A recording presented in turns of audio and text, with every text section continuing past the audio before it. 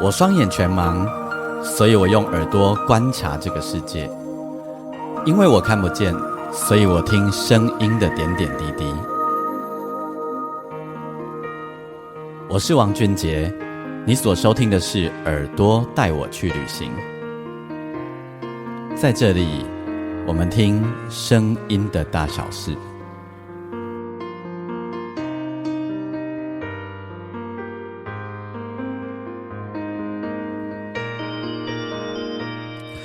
欢迎再度收听《耳朵带我去旅行》，我是王俊杰。在我们这一集单集的节目当中呢，我要为你介绍，而且访问到的这一位呢，实在是有点拍摄哈，因为其实他的专辑在2023年底的时候就已经发行了，可是我居然都没有发现，我一直到3月底3月的时候才发现有这一张专辑，然后我听到的时候就觉得，哇，那家你好听啊！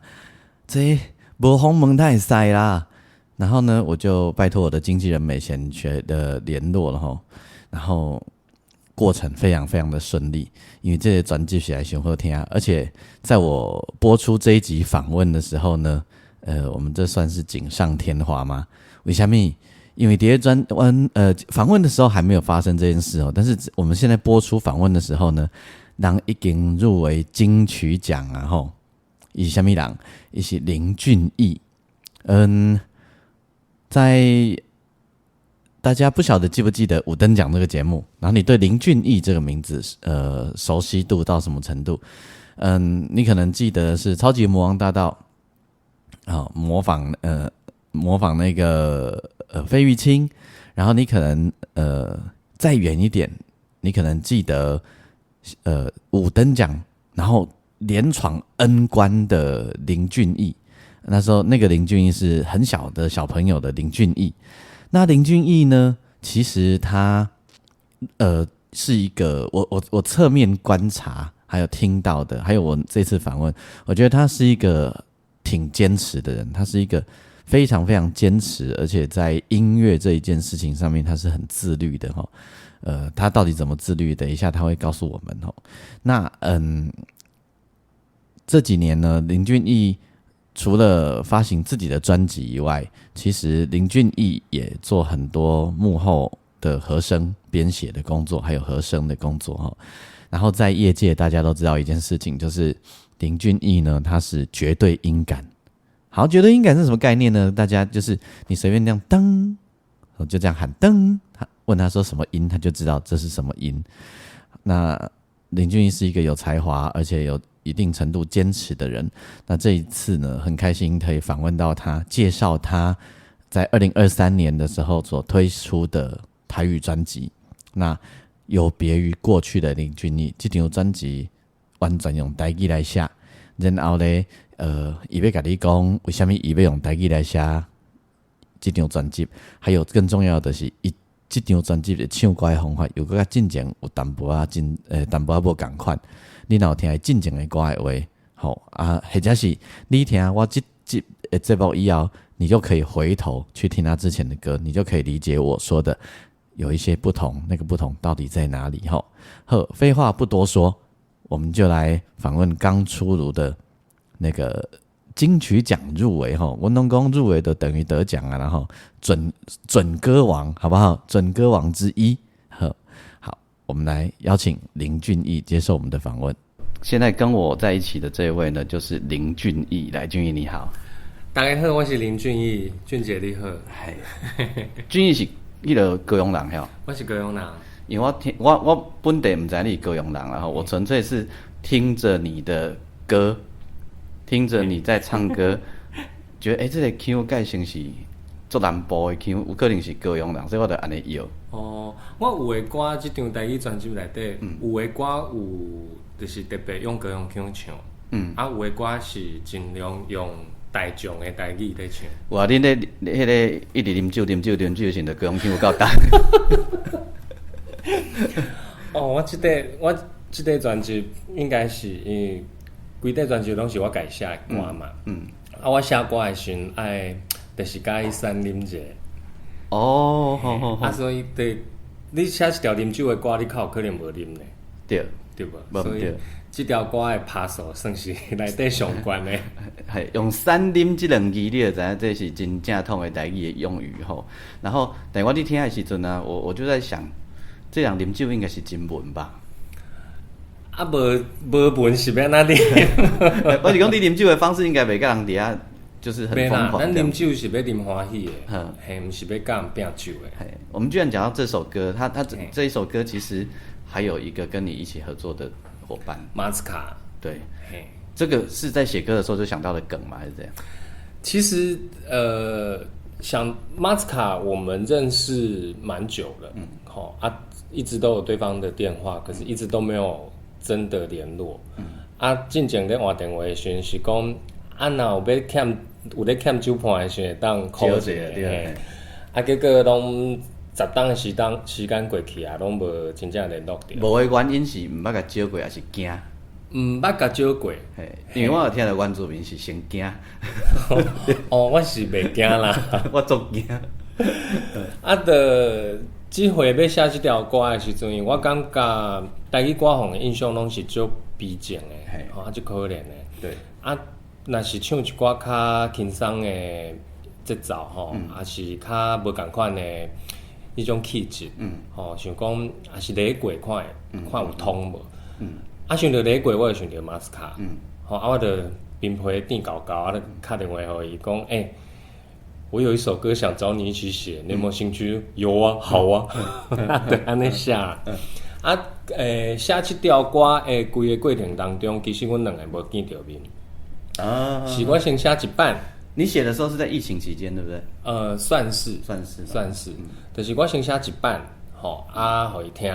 伊讲很有趣哦，伊佫写一版。你学得很像。对，就是安尼来回差不多2摆了，一条歌就写好啊。就嘛感觉，我嘛感觉足荣幸诶，当请到马斯卡，和我做伙合作，来写这条歌。所以就是你先 follow， 你先主动，我先主动，你先开始写，然后他再跟你一起这样子。那你们在录音录很久吗？录音很快，因为我就怀疑这是不是很快。我们录音，马斯卡他是录音录很快的人，然后我也不喜欢在录音室磨很久。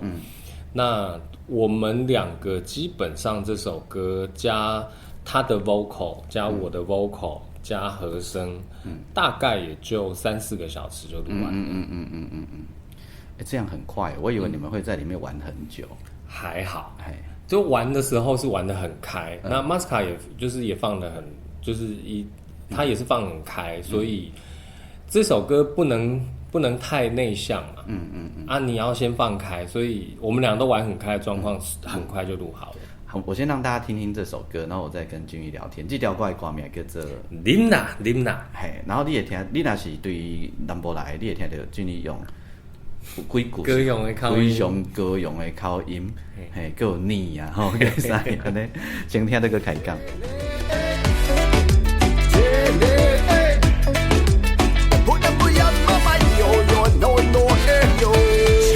你听好详细，心事放予空白，一拖就算我的嘴甲马西马西，请你做好准备，一不小心太多杯，别挑衅会喝醉，哭着没有人陪。啉啊，讲这要创啥？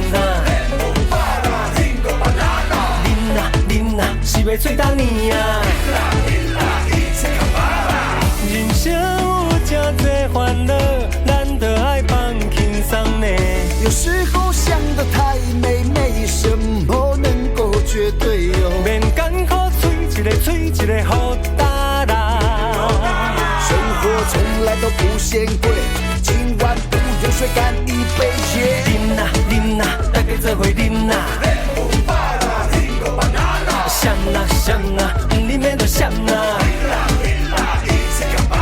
啉啊，我小声啉啊。闪啊，要甲恁就闪啊。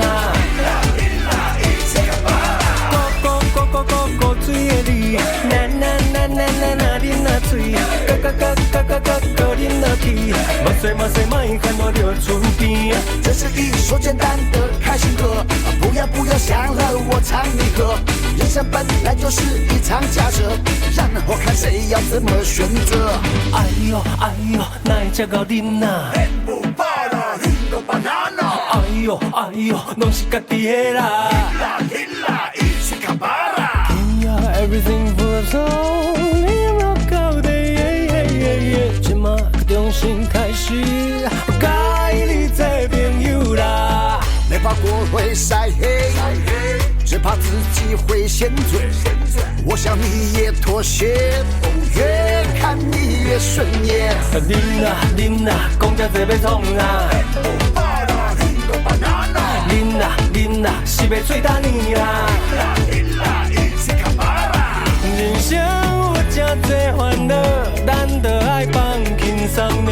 你有时候想得太美，没什么能够绝对有。免艰苦，吹一个好大啦。生活从来都不嫌贵，今夜免困，一杯再一杯，嘿！啉啦啉啦，大家做伙啉啦。啉啦啉啦，过过节来啉啦。啉啦啉啦，大家做伙啉啦。啉啦啉啦，过过节来啉啦。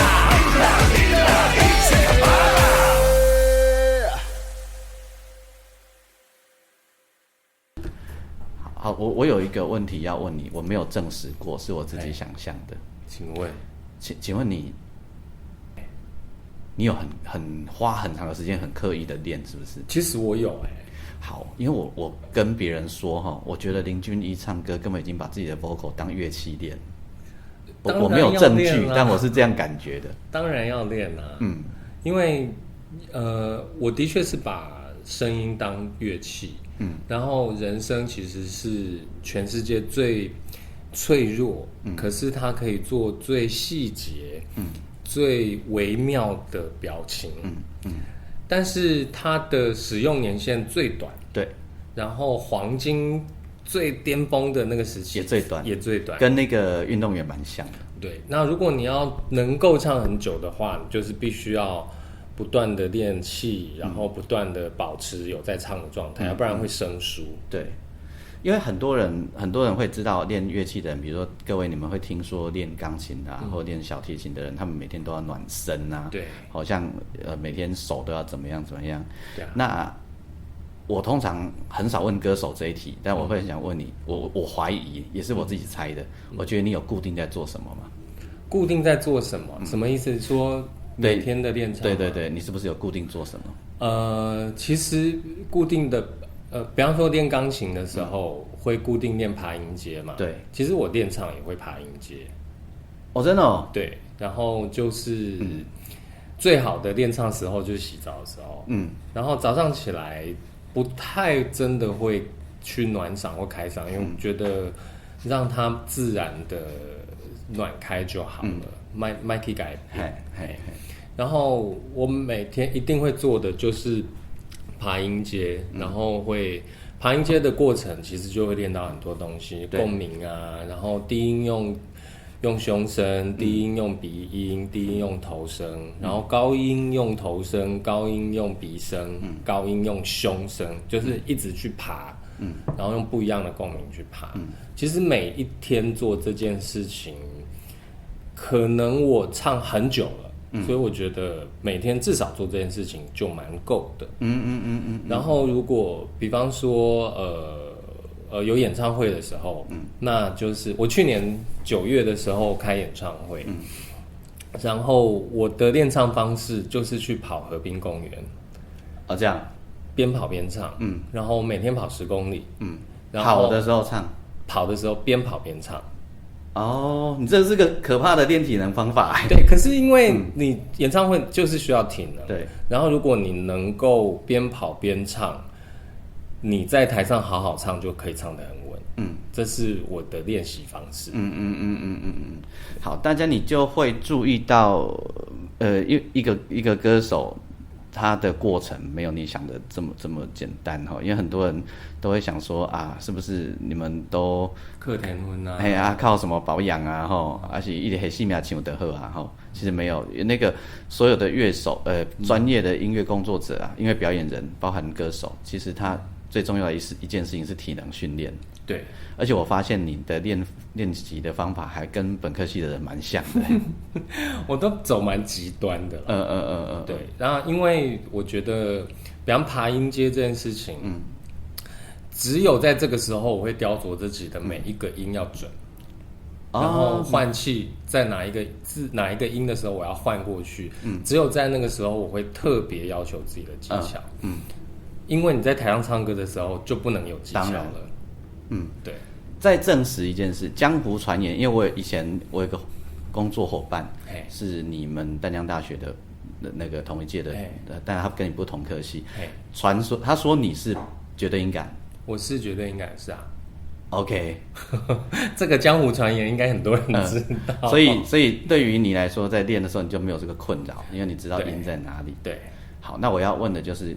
其实，因为我本科系，然后我的同学们很多绝对音感的人都充满了无数的困扰，包含我们在录弦乐的时候，有没有就会觉得不准？对，包含我自己刚进来这个产业的时候，我也常觉得它就不准啊。那我要进。好，我这可以直接讲，因为没有关系。像有时候我就会，我服务陈明章很久。我最早跟他工作的时候，我每天都在跟他吵架。我讲你音都不准，伊讲我都有开口，伊讲迄都有开口，我讲有开口音不准就不对。伊讲不对，阮都有名。然后对，所以那时候一开始会有很多这种争论啊，然后包含比如说在跟我是乐手出身嘛，然后在调音，我也会觉得那个音没有准啊，我就是没有准啊。但是我要说我不是绝对音感，但是我还是会有这个困扰。然后因为我的合作伙伴会有很多弦乐团的朋友嘛，他们大家都会是绝对音感，他们也常会有这个困扰，我就会跟他说有和谐就可以了。对，那你会有困扰吗？基本上年轻的时候会比较困扰，然后我很久以前，20出头的时候去，20岁的时候参加台北爱乐合唱团，然后跟管弦乐团合作，我觉得每一把都不准。因为弦乐是一个非常难准的地方，尤其是弹巴洛克的东西，然后音又很快，然后我就会觉得很多音就没有细节。好，那个时候很痛苦。然后可是慢慢的，我会发现，就像你说的，其实和谐最重要。然后准不准这件事情，就像我在爬音阶的时候，我要求自己很准，可是在台上演出的时候，我没有很准，可是它是在一个听觉可接受的范围。那只要它是和谐的，那是情感丰富的，我觉得就好了。而且我们在做表演都要戴着耳机啊，各位那个不准，我们其实听得很清楚。对，但我曾经有对不起一些乐手，像有一次演出的时候，然后在台上，那吉他手刷第一个和弦，然后我想说前面是吉他 solo，我想是啊，他音没有听准，然后后面 bend in 的时候。会整个我很痛苦，对我懂，所以他前奏一下的时候，他弹到一半，我就说带，因为你会找不到音，对不对？对，我说等，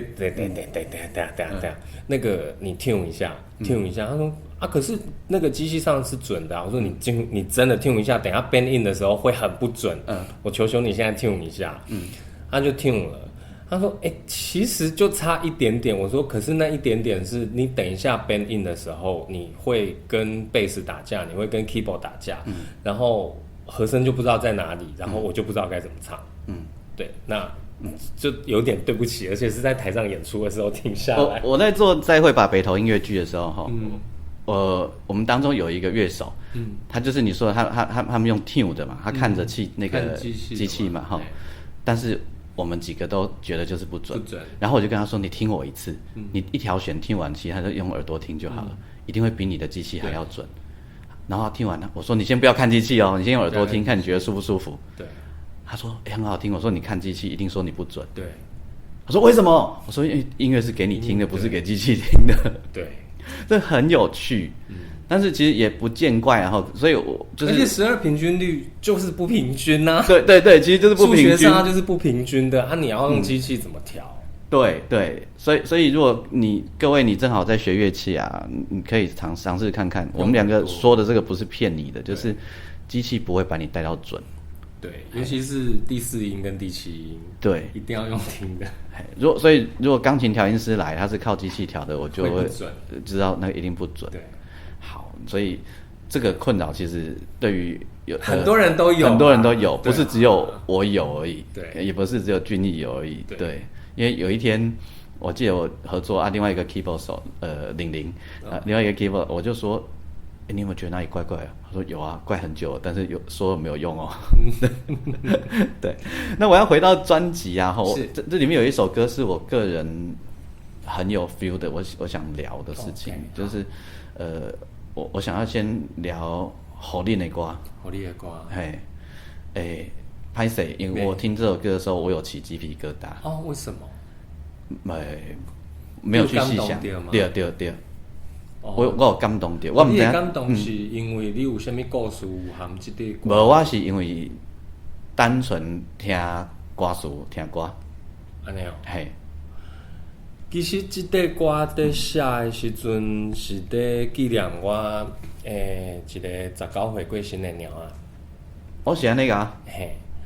因为虽然讲伊是鸟啊，毋过伊陪伴我19年。偏偏伊佫足大心的。就是。有人会感觉鸟仔像咧做骄傲的吼，拢无啥物插你啊。傲娇啊，做傲娇的。嘿，迄只面呢，迄只的你甲发就来。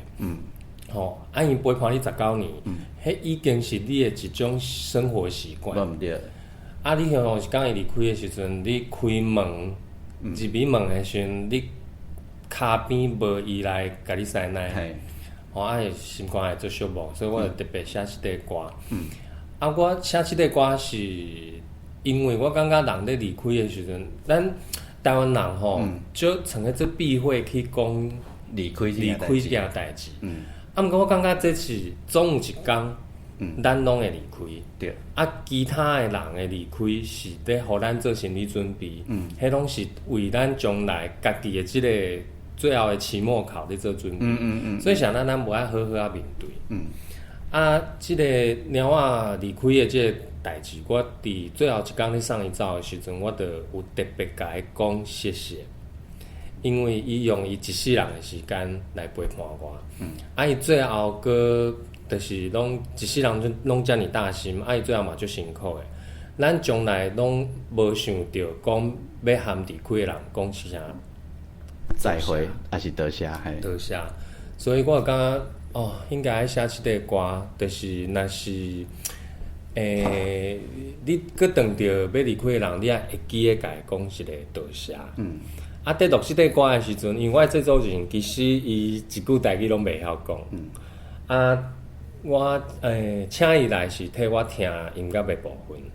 台语的部分我是家己检查。结果，因为这个歌已经写足久在录的时候，我感觉应该无问题吧，应该拢会过吧。在录音室内底的时阵，耳机到咧，音乐走咧，我就吼出来，吼甲袂唱一。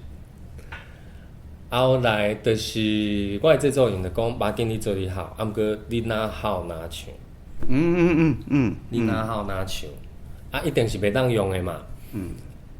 制作人感觉讲，你一定爱甲你的情绪拢整理好啊，你已经耗过啊，你才有法度沉淀，用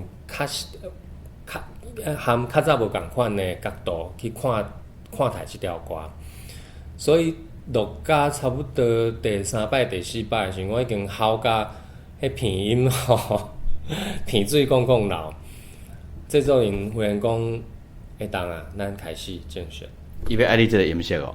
所以在录这个歌，最后听到这个版本，其实是 one take，其实是自头到尾都无停。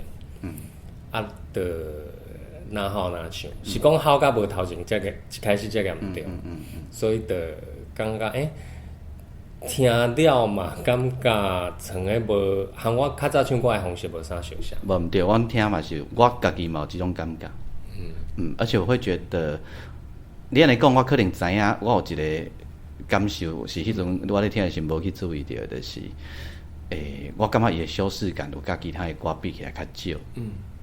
但是我知影这一定是较自然唱的。但是迄个能量的力道非常的大。我感觉是安尼啦。所以我在特别对这条歌我有甲记掉的，我有要问，结果竟然是一只猫仔的故事。你其实我较早认为当家就是饲宠物啦吼。尾为着阮查某囝，阮兜嘛饲两只猫仔，但我逐工啊，因为我伊暗时阮兜的人去困的时候，迄就是我的 ending 时间。我有一个仪式感，就是我要喝一点酒，我要 delete 掉这样子。然后迄猫仔就会挖来嘛吼，它就会就是有一搭没一搭的弄我们这样子嘛。我拢会想讲，有一天吼伊若等伊啊，我毋知安怎吼。然后有一天我就突然觉得很好笑，我拢无咧想讲我某等伊安怎，我烦恼了。对，这个所以刚刚俊逸在讲这个事情，这我完全了解。好，虽然我的宠物要个地理安内。好，那这样我们来听这首歌。如果不说的话，我们真的不会以为是猫。好，那你还这首歌名，好你各讲一个。好，你的歌，再个来开讲。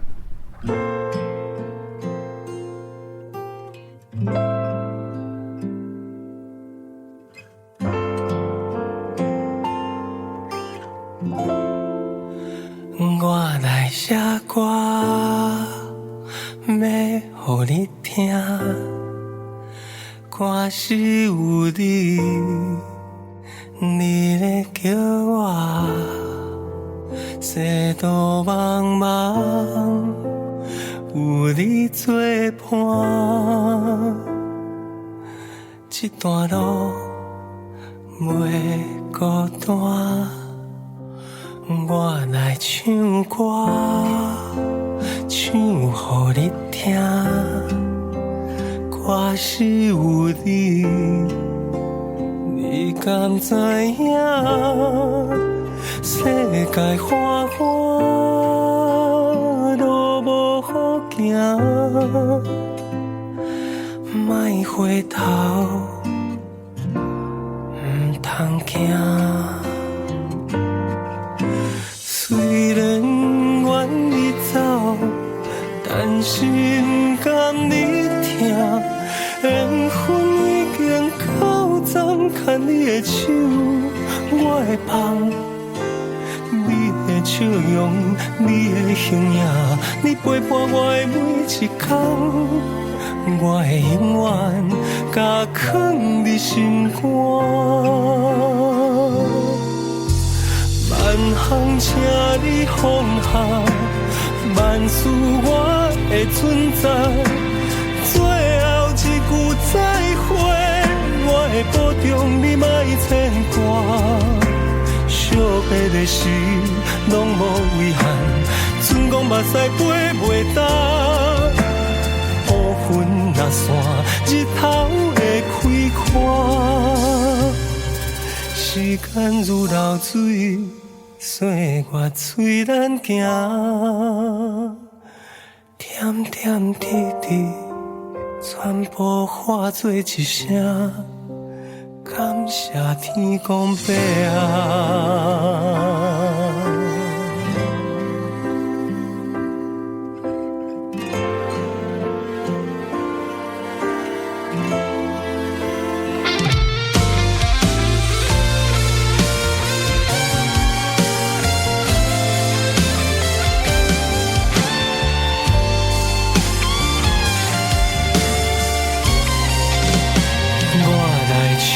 歌唱予你听，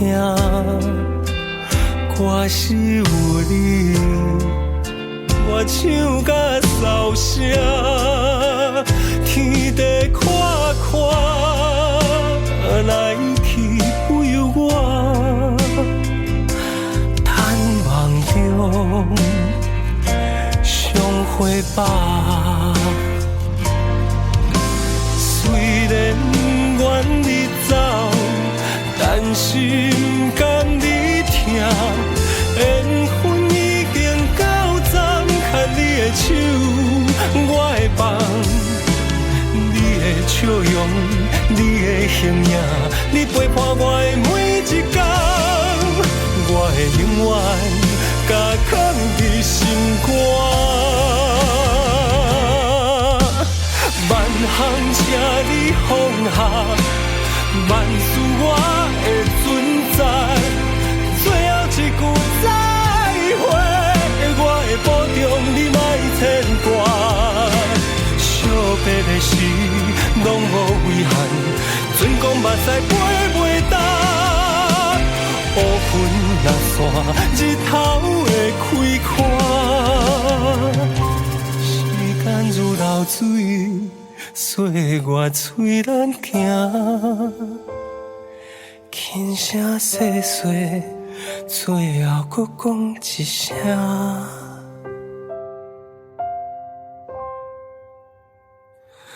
感谢啦。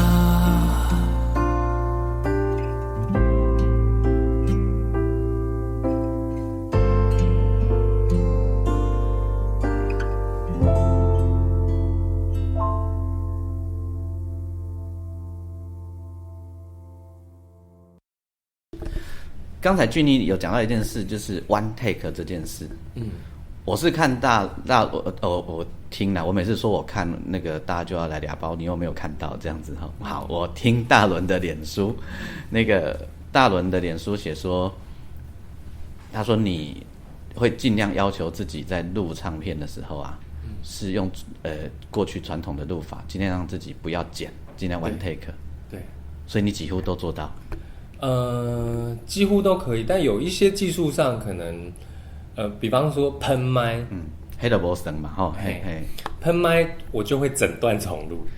你是这一款的哦，对，所以你不容许录那一个字或那一句这样。我不喜欢，哦，因为咱唱歌逐回，你一句讲一句在唱的时候，你唱10遍，你10遍的心情，卡数准讲拢共款啦，毋过你嘛是有微微啊无共，迄个无共是你无法度复制的，所以我破那个喷麦无咱规段个点，就是比如说 A2， 可能就 A2 整个来，哇，那你是通常自己当自己的配唱制作对不对？这一次不是，这一次还是找了王若涵老师跟我一起。OK， 因为我想问的问题是这样，我也是猜想的，你是不是通常也是让自己可以大概唱10次20次，可以，大多的表情是一样的？我可以，但我不喜欢。你不会这样子做的哈？对，我会说，我曾经也遇过其他的制作人。那如果当制作人的想法没有这么丰富的时候，他可能对这首歌的想象没有这么丰富，我就会唱10种完全不一样的表情给他。对，然后说老师你喜欢哪一种？然后让老师选。那选中一个之后，我说那其他9种就不要了，那我就照这个情绪去唱，我就再唱5轨给你，然后让你可以就是有的挑，这样子。酷，所以你因为你有很长时间和声的工作经验嘛，所以这个对你来说是一件很容易的事。和声比较要求精准，可是唱主 vocal 其实要求松啊，你的情绪要松，然后你的当然所有的音准啊、节奏啊、拍子都要准，可是更要情绪更松。啊，你录和声的时候也是尽量 one take 吗？对，这样子哦。对，和声比较就是因为和声比较技术，那我觉得技术这件事情比较没有那么难，因为练功就有了。那你要准，你要节奏，你要怎么，就是比较容易。可是你真的要撒情绪的时候是比较难的。我把话题岔开一下哈，因为其实你也录了很多和声，然后也做了一些和声编写啊。对。那其实做和声编写有时候会有很多很好玩的事情。我之前才在节目跟大家介绍说，其实很多歌曲里面的和声编写之精彩，是各位你在听歌没有去注意的哈。对啊。那因为和声跟主 key 的一些对话，或甚至于自己发明出来的词句，或者延伸出来的旋律，都会让一首歌变得无敌的精彩。你自己有没有在这方面觉得很值得说、很值得分享或说嘴的一个的作品？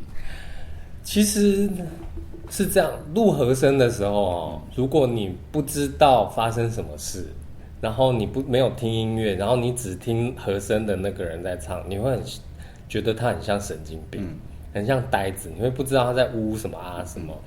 那可是和声的意思就是它要有很多声音合起来。那我比方说刚刚 Dimla 那个歌的和声，我们录到笑场对，因为这个和声它就不要很准，它就完全不要很准，它就是要大家越喝越醉的那种感觉，所以喝到就是唱到笑场。然后比方说有一些歌我就刻意不要和声，火力的瓜就刻意不要和声。然后还有像我专辑还有另外一首歌叫《过几拜》，那个我也是录到笑场。对，就是觉得为什么就也没有特别在搞笑，可是就觉得那个氛围在录的时候，录到第二个 track 的时候，就觉得那爱切。那在你过往的作品里面啊，帮别人录和声也好，有没有你自己觉得想起来蛮骄傲的？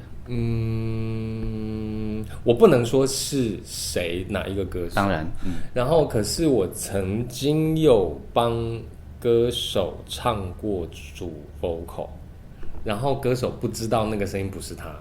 这个时代还有这种事？那个差不多也10年左右。然后那个歌手不知道那一段不是他唱的。其实我要跟大家说一个林俊逸不小心跟你讲的小秘密，这事情在流行音乐的发展过程啊，不是只有发生过一次，而是发生过无数次，然后发生到连歌手自己都不知道，其实人家帮他唱了。对，这就是和声可怕的地方。对，然后因为你要和声，其实有很多方法就是可能这一句你要帮歌手推出来，还是歌手不准了，你要帮他包起来，还是歌手的厚度不够厚，你要帮他堆厚，然后是你要跟歌手的那个音色拉开很多，还是你要尽量像他，就是很多的学问在里面。然后刚好那一位歌手呢，就是跟我的音色蛮不像的，可是为了要唱他的和声，我就刻意稍微模仿他的音色，然后进录音室之后呢，就是一唱，然后制作人就说其实你的声音可以跟他很像，然后我就说那我试试看，就研究了大概10分钟，我说好像抓到他共鸣的位置，然后制作人就说他那个副歌啊，那2句啊你听一下，然后我就听了，我说怎么了吗？他说有够不准，然后那个 tune 到会有电脑音所以你可不可以帮他补那2句？然后补了那2句之后，他说那下一段的 A 段你听一下，你也帮他唱一下，所以我帮他唱了大概有快1/3首歌，但他不知道。你这样又给我另一个灵感了，我要来做一集和声的秘密的下集。对，因为我上次做了1集，我是以那个满姐为主。对，满姐很厉害，满姐很夸张的厉害啊。对啊，而且满姐对我挺不好的。我找她和声完，她录完了，她只录一半。伊讲正给还有一块查甫的，你家己想办法咯。我讲你唱安尼遮废气，我要安怎唱？伊讲这不是我的代志，这是你家己的代志，而且是你 demo 来了，已经害家己一半。系啊，我讲无诶，我有开钱的，伊讲嘛是你的代志。这蛮有趣的哈。我回到专辑本身，我要跟俊逸赞叹，就是我听到你出台语专辑的时阵啊，我总好奇的啦。当然因为我当然知影你会晓唱台语歌，因为你细汉咱伫看有灯奖的时候，知影会晓唱台语歌。其实这侪人唔知我会晓讲台语。我是知影你细汉会晓，但是我也相信这个大概不会不见啦吼。但是我会有一个担心，就是你知道，就算你台语很好，但是你在那个华语的市场里面待很久以后啊，你就自然而然会变弱，尤其是、也许是写歌的时候，我得就惊讲唔知会很华语到，就是有点尴尬这样子。我就会本来会这样担心哈，然后我边听我就一直边带着微笑，听第一首开始我一直带着微笑到最后一首，那个微笑是说，哎呦，既然他的那个台语咬合完全没有问题呢，谢谢。而且呢，因为台语咬合没有问题，代表着另外一个可能的危险，就是他歌会有一点传统的台语开的一种。开口会变较典型台语歌，嘿嘿，较典型台语歌，因为那有个欢乐嘛，吼，如果要非典型，又要咬合没有问题，歌都听，哎呦，这样家己那叫准，就是伊的台语唔哪好，而且是非常顺，而且那个音韵的咬合都没有让人紧张。好有乐感呢。真正，我要问的就是你在写的时候这一块有折磨到你吗？还是其实还好，你很顺？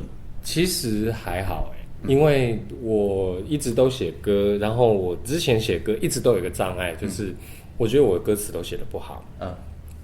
后来我发现是安怎，就是我在想歌词的时阵，其实我头壳内底在想的是台语。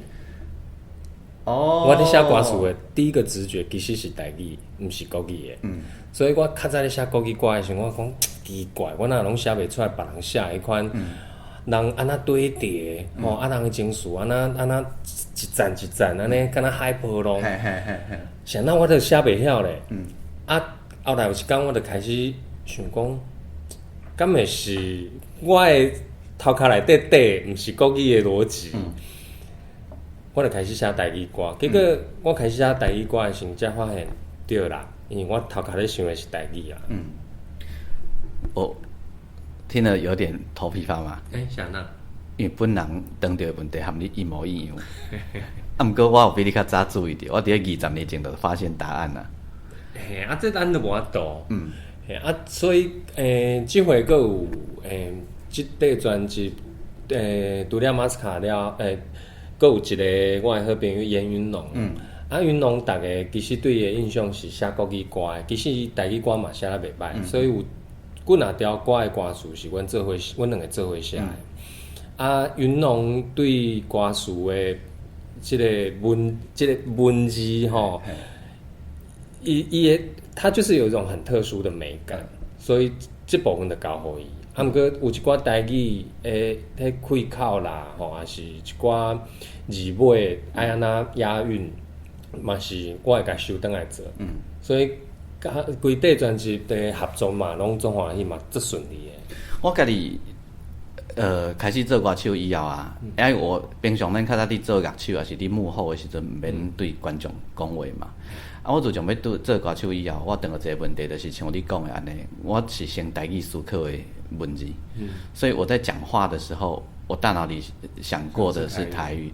为了这样子啊，我就在家里坐在钢琴前面，然后除了练唱以外啊，我还故意边弹钢琴，然后对着空气，把空气当观众练讲话。对，我就是想要把它练到可以自然来回，然后很顺。这刚刚那个静玉讲到这个啊，我另外专辑里面还有一首歌是我个人听得有 feel 的，很爱的，叫做《伴》。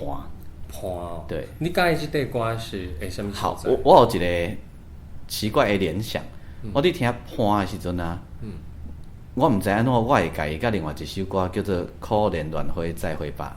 想在一起，想怎？而且我会觉得可以，我会觉得好像可以变成一个故事。对，我是无想过安尼。而且我还会想，你那个间奏的时候啊，我就会闪过那个可怜乱飞的间奏，哒哒滴哒滴嘞哒哒哒滴哒哒哒滴嘞哒滴嘞哒滴，然后我就当听着你唱的时候，我就会想到可怜乱飞的某一段歌词。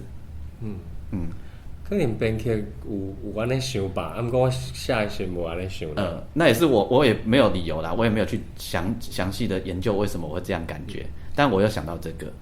即块歌其实伫写的时阵是伫疫情上严重迄个期间，我会感觉讲人甲人的迄心愈来愈远，啊会感觉孤单，因为伫疫情之前，大家生活毋是安尼嘛。我再打断你一下哈，你问我还有一个理由就是我感觉这首歌是互中年人听的歌。中年人，就是咱这回对人嘛。因为真正咱就会感觉有很多人的关系啊，其实是愈来愈远的。是啊，所以若是疫情的时阵，就是特别有感想，感觉会寂寞啦，爱有当时会孤单啦，所以就特别写即块歌，啊，含家己做伴也好，含朋友做伴也好，就希望讲会当听到我的歌声，就互你袂孤单。所以你是一个陪伴者，你感觉咱这听你的歌的人是你的伴，是啊，然后你嘛是因的伴。因为，佮讲一个较实在的问题，咱唱歌吼，嘛写歌，啊嘛演奏，咱拢伫讲别人的故事，唱别人的故事，写别人的故事，啊，毋过无人写过咱伫台顶的人的孤单。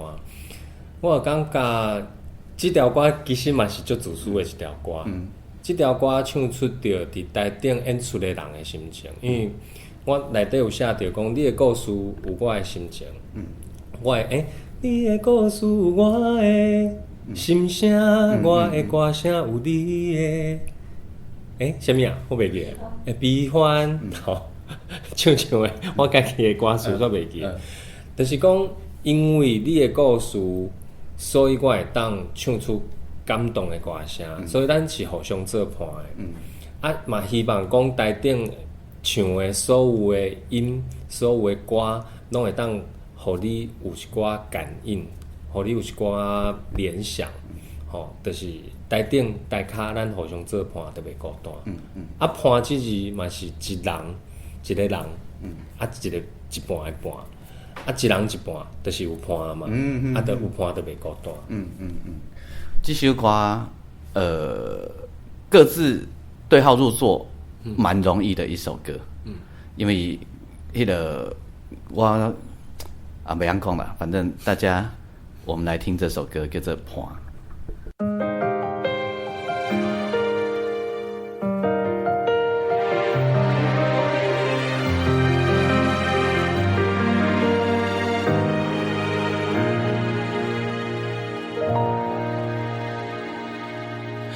夕阳为街路点胭脂，红霞一个就满满规片天，家家户户暗灯，煮食的香味，伫涂骹的背影是我家己。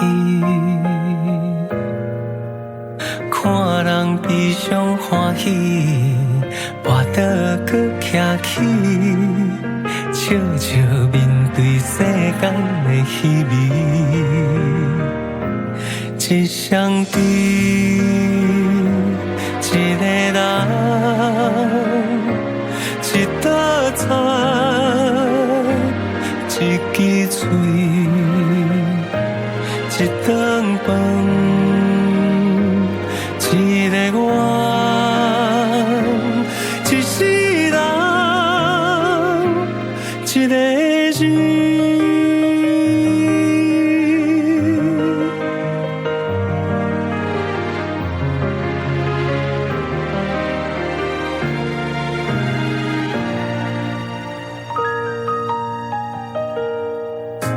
你的故事，我的心声。歌声有你的悲欢，3-5分钟目屎笑容，咱讲价一半，一人一半，有伴就袂孤单。走像较重，不知偌济重啊。我也莫久分担你的心情，一情，一片天，一支水，一首歌，一段诗。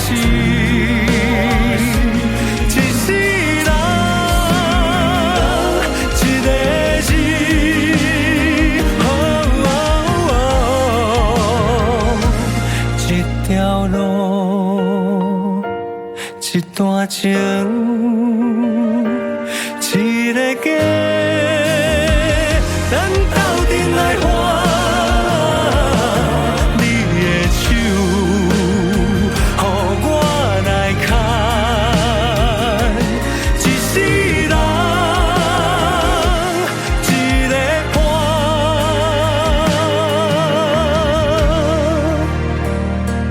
感谢你做我的伴。听我唱歌，听我唱歌，听我唱歌。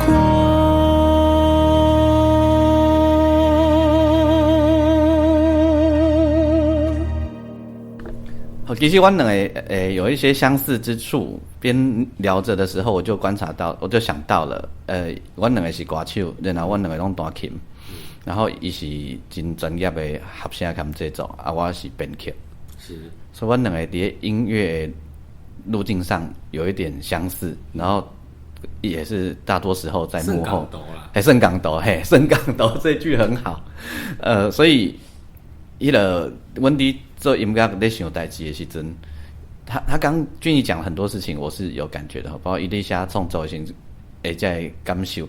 最有趣的就是我第一次遇到了跟我一样，原来在思考事情的时候，大脑的逻辑是台语。其实我有时候觉得他因为这样子，他会有一些有趣的创意或有趣的角度出现，你会这样觉得？其实国语有国语说故事的方式，可是有一些东西台语可以表达的，国语讲不出来。我记得我在这个我这个专辑在歌爱还这国语的文字的时阵，有几句我无法度直翻的。是卖喙打你啦。对，那个你要怎么写？难道说是吗？也怪怪的。嘿，你也刚刚讲啊。就是还要绕一层，你才能把那个意思翻出来。对，刚刚台语其实有最好的表达的方式，还是国语无法度表达出来。所以我就觉得台语其实很美。那个台语有一个好玩吼，就是在林俊逸的这张专辑里面，你会听到一些跟你口音可能未必一样的。那个喝茶，人家都说茶会有那个山头气嘛，就是因为每一个山头的土壤跟天气不一样。不过你在台语，各位你可能没有想过，台语最有趣的就是它的 Q 靠，因为它来自于林俊逸，来自于高雄，他的 Q 靠是就会有你啦。可是如果假设今天写歌的另外一个人是来自于宜兰，他可能就会发生别的了。所以就是这个语言很可爱的地方，这在国语里面比较不容易发现，不容易有。除非是，但就算是，比如说他是一个有乡音的人，他唱起国语也不会，因为国语就是这样。对，他没有这么多就是鱼尾的那个词汇，还有他的口音变化不大。对，没错。那这张专辑的最后一首歌，也是这张专辑的主打歌。好。你迄阵安怎决定要予专辑的名呀？其实应该是因为这张专辑是疫情了才推出的嘛。疫情大家拢感觉种足艰苦的很闷，就3冬就安尼过去啊，3冬无去呢。足紧的，嘿啊，足紧的啊！你会希望讲会当愈来愈好，所以上好的一年。这个名其实嘛是祝福的意思，就是希望为即马开始，逐年拢愈来愈好，逐年拢是上好的一年，所以才会决定来予这个名。你这张专辑安尼做出来以后，你有开始想讲，过来你想要做啥？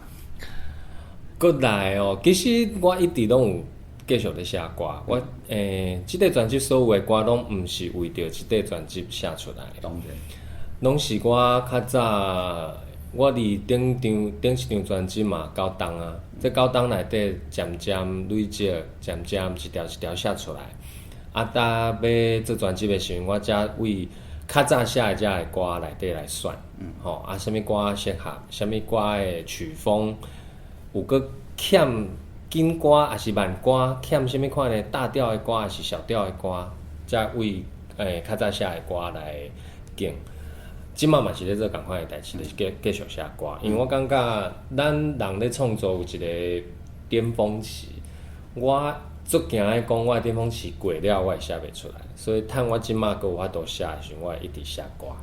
我又找到了一个我跟林俊逸的奇怪的共通之处。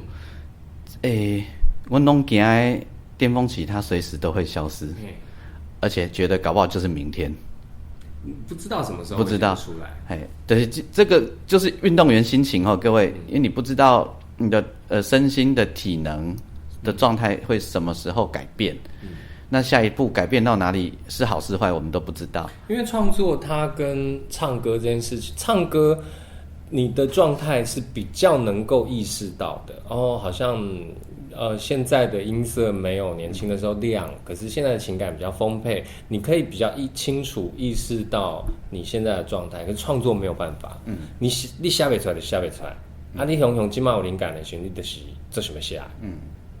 当然，你若超过伊要用公式去写，迄嘛是无问题啦。但俊逸即摆你讲的这是，你袂晓的对啊。因为我工课的关系是必须要有时阵爱安尼吼，这我受的训练嘛是会当安尼，但是咱拢知影，人生爱差一寡物件啦。你若真正要做好的作品的时候，迄有个另外一回事吼。所以我觉得这个焦虑会导致我们把自己的状态顾好。这是值得各位感觉一下的事情吼。就是趁咱抑搁写得出来的时候，咱会尽量写。听各种的音乐，袂当拢无爱听讲即马少年歌我听无啦，袂当安尼，袂当安尼。没错，我希望迄个人生未来若有缘分的时阵，会当含你做为写歌。当然啦，当然吼，这是该的啦。因为我觉得可以发生一些有趣的事情。是啊。我非常欢喜会当伫这个情况下访问到俊逸，然后我想要祝福你的台语歌会当互真侪无共款的人听到，而且包括咱比咱较侪岁的前辈，因拢定嫌讲因即马无歌通听。我觉得你的歌他们是会喜欢的。这张专辑我心情嘛足复杂的，我是要写互少年人听的，还是要写咱这岁听的，所以我感觉一半一半。我感觉你是写互愿意听台语、习惯听台语的人听的。好，如果你我即摆话声的人，就是甲我含俊逸较活的年纪的人。你若感觉你真久无听台语歌，你搞不好在林强啊，在伍佰啊之后啊，或者你偶尔听听萧煌奇啊，偶尔听听谁，你若感觉讲，因为我知影恁咧想的代志，就是恁拢会感觉台语歌，少年家写恁听袂下。迄毋是恁的问题啊！毋过你来听一下林俊逸的，你会感觉这新开，毋过你拢听会落去，因为伊的语言甲伊的用语拢是你介熟悉的。咱都差不多会哩。所以感谢俊逸接受我的访问，然后我要来跟大家正式的播俊逸的主打歌。是，这条歌祝福大家嘛，祝福俊逸，全世界。当年拢是上好的一年，感谢俊逸，谢谢。含俊逸这位开讲起来是非常欢喜的一件代志吼。那我们两个人呢，同时华语一下又台语的两个安尼频道切换的速度就紧的吼，感觉真正足爽的。而且听俊逸讲伊这个故事的时候，你真正会感觉非常的钦佩吼。上好的一年，希望台湾伫这个时阵安尼动荡的时阵，会通经过上好一年。感谢俊逸接受我的访问，也谢谢大家的收听。你可以上我的粉丝页，你可以打钢琴诗人王俊杰，你也可以在你的收听平台帮我按评分5颗星，留言给我。我们来听歌《上好的一年》。着予时间点点滴滴无声的虚伪，画出香味，不是爱的搁生气。当当是浅浅的甜蜜，去伫无远，藏伫一张旧相片。彼时同齐看过花蕊，看看暗暗水，轻花一年，咱的缘分像目一年。斗阵的伴，最后不是你。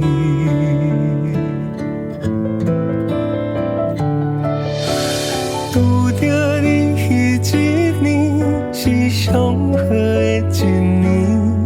春夏秋冬，顺风顺水，欢欢喜喜。离开你这多年，风雨过无出险。接线来的人，红困无你的香味。红色的月光，寂静这面窗，我怀念咱彼时阵。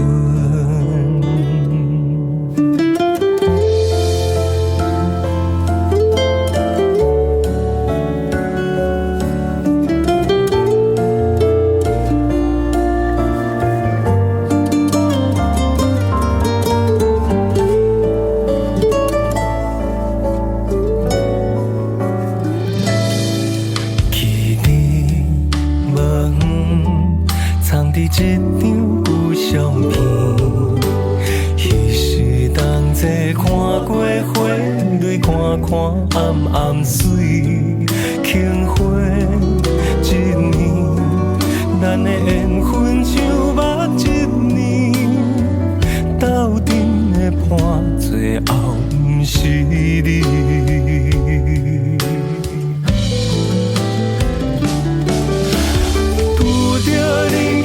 一年是上好的一年，春夏秋冬，顺风顺水，欢欢喜喜。